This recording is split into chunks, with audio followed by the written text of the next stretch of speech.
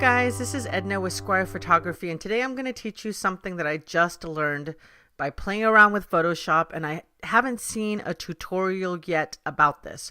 So this is my original image. I normally shoot to save the highlights. In this case, I could have just blasted them away because most of the image is in shadow, but this is how I would normally shoot with this type of lighting. I'll normally shoot for the highlights and bring up the shadows in Photoshop or Lightroom. This is the original image straight from camera. And normally I would go in and go to image, adjustments, shadows and highlights, and mess with the shadows, and I would get something like this. And you see how the blacks here are really gray, and normally the hair goes gray and it just looks really weird. This is how it would normally look if you just did this, but I learned today how to do this, and I wanted to share this with you guys right away. Notice that the blacks are much deeper here, and the hair isn't really weird or gray colored. So here's the before with just regular shadows and highlights, and this is what I'm going to teach you today. So we're going to start with a image like this, and we're going to go to image, adjustments, shadows and highlights. And here normally the highlights are down and all of this is exactly like this, but we are going to definitely be bringing up our shadows just like this. And you notice right away, look at that, how this goes completely gray.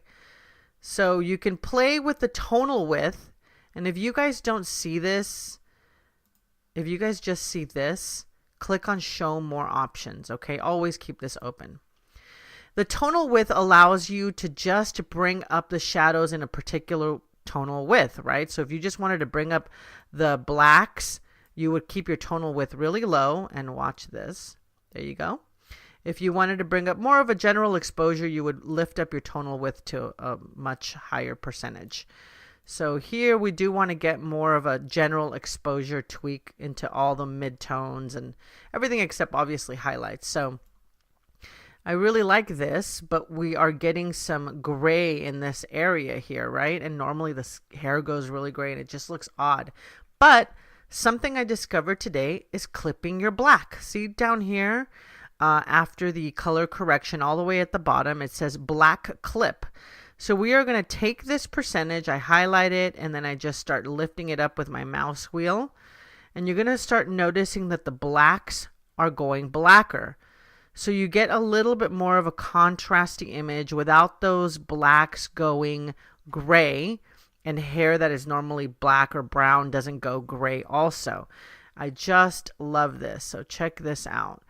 You notice that? How it's going more black and more black? There we go. I really like that right there. Now we can even go in and make a little bit more of an adjustment, and those blacks are still pretty black, and we can keep going in and adding more black clip. There we go. I think the last time I did it, it was somewhere around 0.7 something, but we can keep going as much as we want here.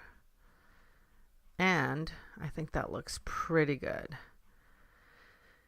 Also, the color correction here, if you go brighter, you can get more. If you add more, you get more saturation. If you drop more, you can get more, obviously, desaturation. So I don't normally like mine really high. I like it to look more natural. If I want to add more saturation, I'll do that later. So somewhere around +8, +13, I think looks good. It looks really natural. So that is it, guys. This is my shortest video ever, but I did want to show you the before and after. This is the before. This is the after with the black clip. And this is the way it would have looked. You see this gray right here? So look at the difference between the two. Less gray, more blacks, more gray, more washed out. So that's it, guys. Again, remember to like and subscribe. I try to get videos out every week. Thanks a lot for watching, guys. And if you comment, for some reason, YouTube will throw this video up higher in the search results. So please comment away whether you love it or hate it. Either way, I'd love to know. Thanks a lot, guys, and have a great day.